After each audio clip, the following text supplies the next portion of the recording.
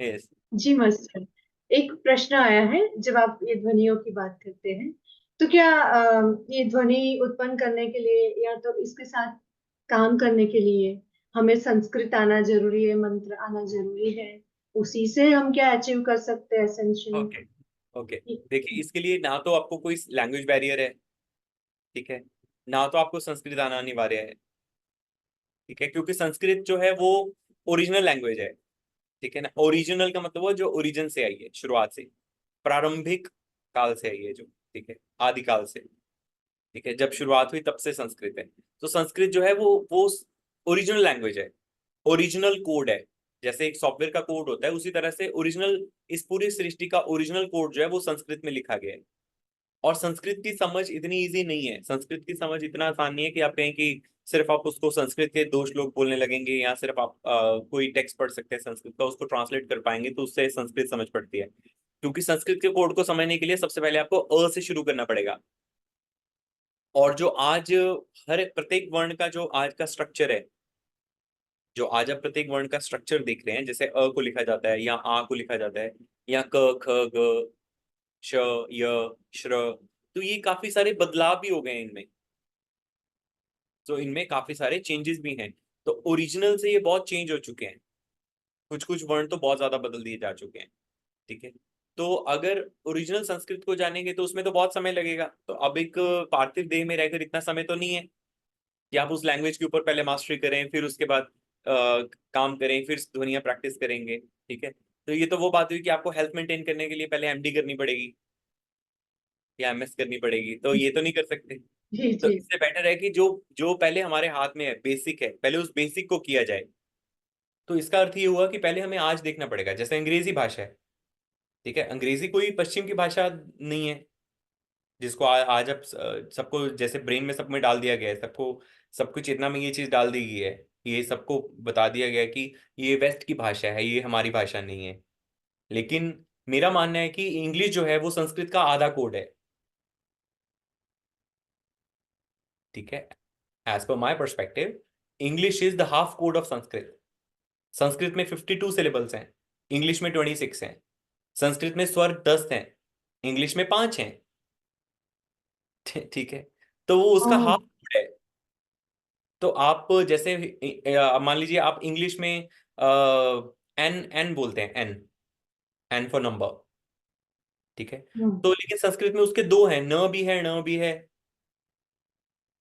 जी ठीक है, पानी न है, ठीक है, नीर न है, और नारायण ण है। ठीक है। तो लेकिन इंग्लिश में अगर आपको मान लीजिए शब्द ब्राह्मण लिखना है, तो लेकिन आप, आपके पास इंग्लिश में सिंपल है, आपको BRAHMAN लिखना पड़ेगा। BRAHMAN लिखना पड़ेगा। तो इसलिए वहां से फिर इंग्लिश में क्योंकि ण नहीं होता है, तो इसलिए वहां से अभी लोग सब उसको ब्राह्मण ब्राह्मण बोलने लगे हैं, जबकि वो ब्राह्मण हम्म। नहीं है। वो शब्द संस्कृत का शब्द ब्राह्मण ही है, क्योंकि इंग्लिश इज अ हाफ जी। कोड। ठीक है, मान लीजिए आप बोलते हैं सितार। हम्म। ठीक है, मान लीजिए आप बोलते हैं सितार, तो सितार जी शब्द में तार शब्द है। अब इंग्लिश में तो त नहीं होता है, इंग्लिश में टी होता है, जिसको ट साउंड से बोलते हैं। जी। इंग्लिश में टी होता है, ठीक है, इंग्लिश में त नहीं है, मतलब सॉफ्ट टी साउंड नहीं है। ठीक है, इसीलिए गिटार है तो तार ही, लेकिन आपको उसको गीत गीत गाने वाला गिटार नहीं बोलेंगे आप उसको हम्म। गिटार बोलेंगे, क्योंकि उसमें टी साउंड है अंग्रेजी की, त नहीं है, अंग्रेजी हम्म। में त नहीं होता है। ठीक है, तो ये इंग्लिश जो है वो सेम कोड ही है, संस्कृत का हाफ कोड है। अंग्रेजी संस्कृत का हाफ कोड है।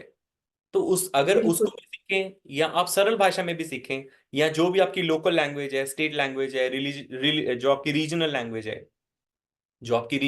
है, उसमें भी अगर आप सीखें, उसमें भी अभ्यास करें, तो भी आप अच्छे से कर सकते हैं, तो भी आप ध्वनियों से जुड़ सकते हैं, तो भी आप ध्वनि ठीक कर सकते हैं। लेकिन हर समय स्वर्गीय ध्वनि चुनना, और क्या शब्द बोल रहे हैं।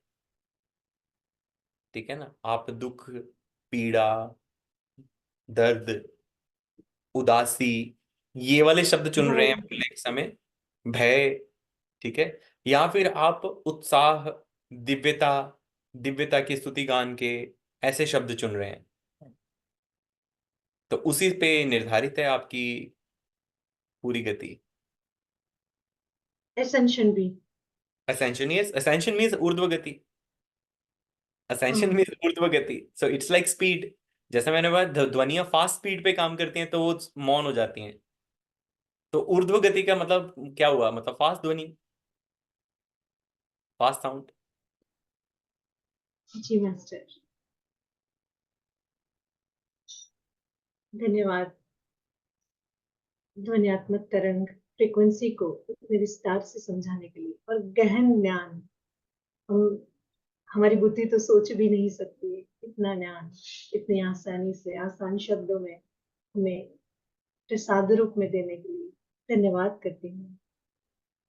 जय हरि हरि।